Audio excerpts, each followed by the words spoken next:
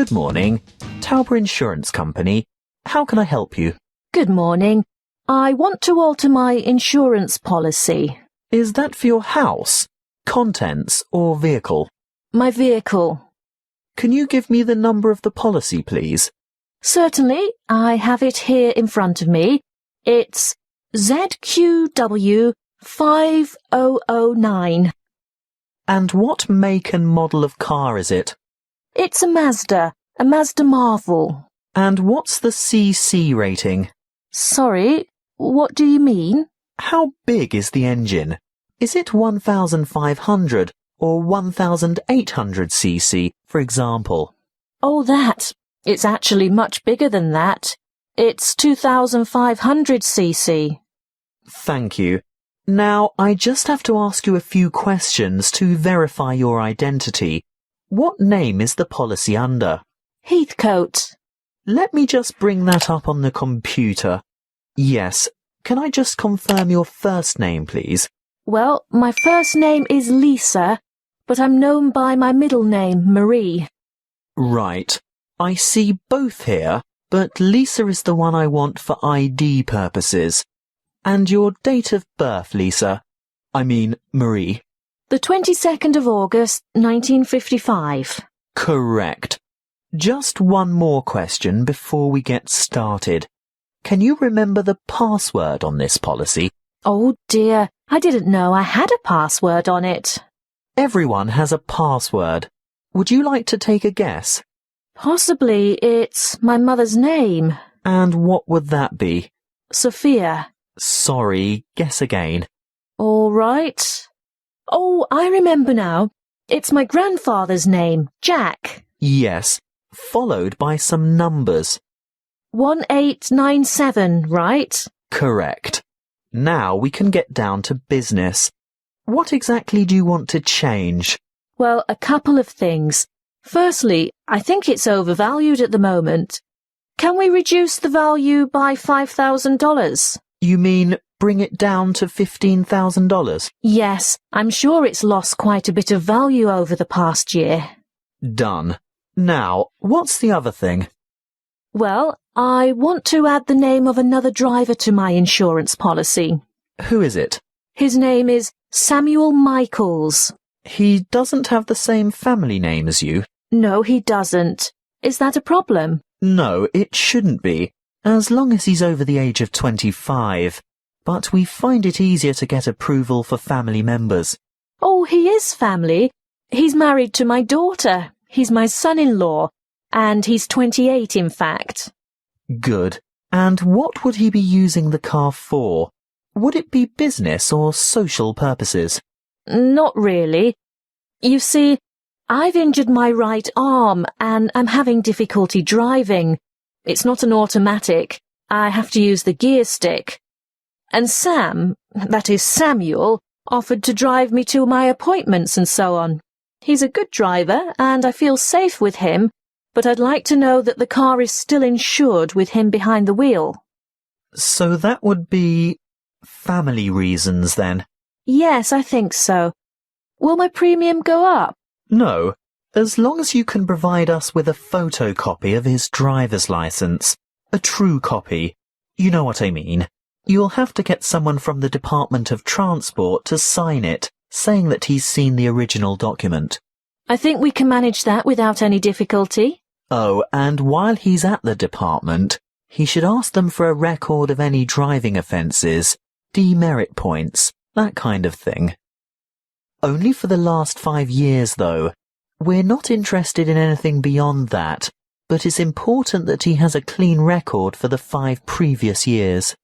Oh, I'm sure that won't be a problem. Is there anything else you need? Just the date for when you'd like this to take effect. Today, if that's possible. Yes. We can issue temporary cover from today's date, but full cover won't apply until we've received the paperwork and it's been approved. What exactly is temporary? He'll be covered for 2 full weeks, but it will lapse after that time if there's any problem with his credentials. Section 2. Hello, I'm Jo from Health Services, and I'm pleased to be here talking to you today. You've come here today to learn more about gaining confidence and setting goals. How many of you are truly positive thinkers? Positive thinking is the key to confidence. It doesn't matter whether you are playing a sports match, facing an interview, or preparing for an exam. If you apply positive thinking, you will gain confidence. This is the secret. Positive thought patterns. Positivity leads to confidence, which, in turn, will optimize your performance. What is the one simple mental strategy that all confident people have in common? They concentrate on success. But don't they ever fail? Don't they make mistakes? What happens when things go wrong? The crucial difference is that they don't dwell on failure. Everybody makes mistakes. How else do we learn? Rather than giving up or becoming depressed, the best strategy is to register the mistake, note what went wrong, and determine what would have been a better way to act or what could have been done differently in order to achieve a more successful outcome. Then move on. Yes, erase the negative emotions, allow those memories of defeat, frustration, or dissatisfaction to fade, and move forward. Negativity erodes confidence. You need to put aside your disappointments and focus on successful outcomes. Oh, it's not that easy, I can hear you saying. Well, no, it's not easy to forget failure, but no one ever fails completely, so congratulate yourself on the areas where you did do well. Mentally replay the best bits, even if they're only a small part. Now, there are 2 more things you need to do. Firstly, rehearsal. Yes, you heard me. Rehearsal. Surely only actors in a play need to rehearse their parts? No, the truth is, we all need to rehearse. This is a surefire way to build confidence. Before the match, presentation, the exam, or whatever, imagine yourself performing successfully in that particular situation. And here's the second tip. Look confident. That will always give you an extra physiological advantage. So you can see that mind and body work together on this. You have to think and act positively. Let's talk a bit more about how to look confident. If you have to overcome a challenge, get rid of that anxious expression and rigid posture, those downcast eyes and nervous gestures. Even if you don't feel very self-assured, you can still give the appearance of confidence. Stand tall, hold your head up, make full eye contact, and keep an open expression. Replace the frown with a smile if you can manage it. And those hunched shoulders? Relax those shoulder muscles. If you need to, take a deep breath and stretch to release pent-up anxiety and tension. What if you have to make a difficult phone call, for example?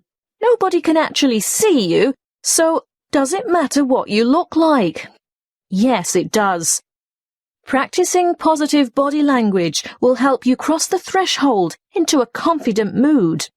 Before we move on to talk about goal setting, it may surprise you to know that once you have set a goal in life, the brain responds with a burst of activity, which we experience as, that's right, happiness. And what happens when the goal is achieved? Yes, there is another burst of activity and another feeling of happiness. As you can see, the recipe for a happy life is to maintain a positive attitude and keep setting and achieving your goals.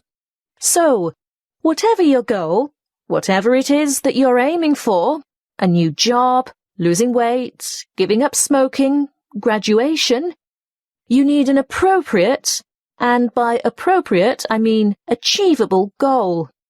That's the first step. The next thing to consider is motivation. How do you get going? Well, it's more likely to motivate you if you think of the rewards of success rather than focus on failure or what you might lose. So, you need to establish your incentives. After that, you'll have to work out the various stages and phases that you'll need to go through along the way and prepare for each one of them. If you're not naturally motivated, keep the targets small and achievable. But it really is important to ensure you collect the resources to accomplish the various steps. If you have performed that particular task before, you may already have the resources, or at least know where to get them from. If not, ask someone who has already succeeded. When you have got this far, the next stage is obvious. Yes, you have to take the first step. That's not quite all there is to it, though. The final thing is to remember to keep track of what you've accomplished. In other words, be sure to maintain a progress log. That way you can look back at your previous small successes and watch your progress along the way to achieving your goal. Section 3. Come in and sit down, Louise, Stuart. I suppose you're wondering why I've asked you both to come here today. Well, we've heard rumours. Forget the rumours. I'll get straight down to business. You know that I'm organising a conference on 17th century English literature? Yes, but, well, I've arranged for 3 keynote speakers, and I've invited 25 panellists so that we can have 5 panel discussions. And I want you two to organise one of the panel discussions. But we haven't done that before. Is it like a team presentation? No, the purpose is quite different. In a team presentation, the group presents agreed-upon views, as you have both done at the end of a group project. Yes. Well, in a panel discussion, the purpose is to put forward different views. We want to expose the audience to several different viewpoints at the same session. It can help the audience evaluate their own positions regarding specific issues, and if it's well conducted, it's usually more interesting than a single speaker forum. And what exactly do we have to do? Well, you'll take the role of leader or moderator and assistant. Is that like the role of chairman? Yes, that's it. Sounds daunting. Not at all. I've already done a great deal of the preparation myself. Let me run through the procedure with you. I've singled out an issue that will entail quite some conflict of opinion. I've selected panellists who are well informed and will probably have contradictory points of view. That's very important, you know. Actually, I feel a bit nervous. How many panellists will there be? Well, I've invited 5 panellists for each panel because that's probably the maximum number that an inexperienced moderator can handle. But don't worry, I always invite more than we need because you can be sure someone won't be able to make it, so you'll probably just end up with 4, which is a very manageable number. Oh, I see. And I've chosen a moderator. That's you, by the way. Ah, but Stuart will help, right? Yes, I'll get on to timekeeping and whatnot shortly. That's where an assistant is indispensable. But what procedure do we follow to conduct the panel discussion? Don't worry, I was just about to say, I've also settled on the format. What is it? There are various formats that can be followed, but I've always found this one to be very effective. Yes? Okay. Make some notes on these guidelines as I run through them, and ask me questions about anything you don't understand. We're ready? Firstly, the moderator introduces the topic and the panellists. But we don't know who the panellists are. Don't worry, I've prepared a short biographical introduction for each one of them, and I'll give you that information tomorrow. Oh, good. Next, the panellists are given a set amount of time to present their views on the topic. I'd say about 2 minutes each should be sufficient. Now, this is where Stuart's timekeeping is going to be important. You have to keep to the schedule all the way through, because the lecture room has only been booked for an hour. How do I indicate when the time is up? You stand off to one side of the panel, either with your back to the audience or hidden from the audience, but in full view of the panel and moderator. You have a digital clock or timer, and you hold up the appropriate number of fingers to give the number of minutes. When the time is up, You make a cutting gesture with your hand. Ah, but what if the panelists keep talking? Then that's your job to politely intervene and move on to the next segment, which is the discussion itself. Panelists discuss, ask questions, and react to the opinions of other panel members. This, of course, is their primary function and should occupy about 60% of the allotted time. Stuart will watch the time, right? Yes, because you'll be making brief notes. Why? Well, when the time's up, the moderator shuts down the debate and provides a summary of the discussion. Oh, and then it's over? Well, no. The secondary function of the panel is to answer questions from the audience, and that should take up the remaining 15 to 20 minutes. It's the leader's role to recognise appropriate questions and reject those not related to the subject. During the question period, you must maintain strict control, and this will most likely be the toughest part of the whole job. Oh dear. Stuart will of course help you here by ensuring that as many people as possible have a chance to ask their questions, and that no one member of the audience tries to dominate. With about 5 minutes to go, he'll announce that there's time for only a couple more questions, then announce, last question. And then it's over? Not quite. You still have to acknowledge the involvement of the panelists and invite the audience to thank them with a round of applause. Should I clap too? Yes, you should both take part in the applause. Section 4. Welcome to our series on renewable resources. The topic today is hydropower. As you most probably know, hydro means water, so we are talking about using water to generate electricity. Of course, there are many ways to generate electricity, but hydropower is important to the community, firstly and obviously because it's renewable. The Earth's hydrologic cycle of constant evaporation and transpiration provides a continual supply of water from rainfall and snowmelt. The second point to consider is its efficiency. Hydropower plants are able to convert approximately 90% of the energy from the falling water into electric energy, whereas many fossil-fueled plants lose more than half of the energy content of their fuel by way of waste heat and gases. For this reason, they are very efficient. Hydropower is also clean. It doesn't emit harmful gases that contribute to air pollution, acid rain, and global warming. No trucks, trains, or pipelines are needed to bring fuel to the site, and there's no noise pollution either. Furthermore, hydropower plant machinery is fairly simple and runs at slow speeds, which makes it reliable and durable. And hydropower units are flexible also. They have the ability to start quickly and adjust rapidly to changes in demand for electricity, thus enabling them to meet peak loads. But this also allows them to serve as reserve capacity and bring more stability to the power system overall. The dams that provide hydroelectric power also have other uses, such as navigation, flood damage reduction, water supply, recreation, irrigation, and low-flow augmentation, but it's not the purpose of this talk to go into those details. How do the hydropower plants work? Well, a dam is built across a river, which captures water to form a reservoir and raises the water level to create head. Think of head as the vertical distance that the water falls as it passes through the dam. In other words, the difference in water level between the reservoir behind the dam and the river below. Water from the reservoir flows through an intake gate into a penstock. This is a kind of narrow channel which leads to the turbine below. The force of the water causes the turbine to rotate rapidly, which in turn drives the generator to spin and produce electricity.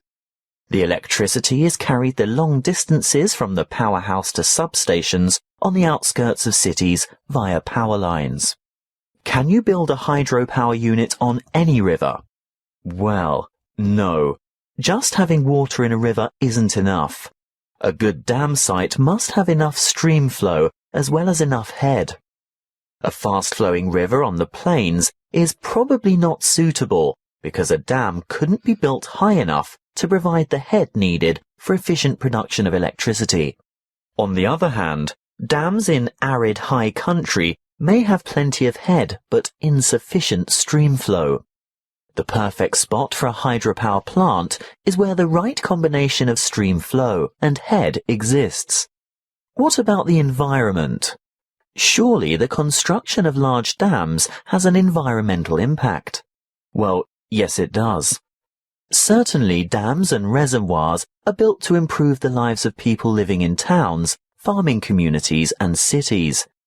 But there must be a balance between development and preserving the natural environment.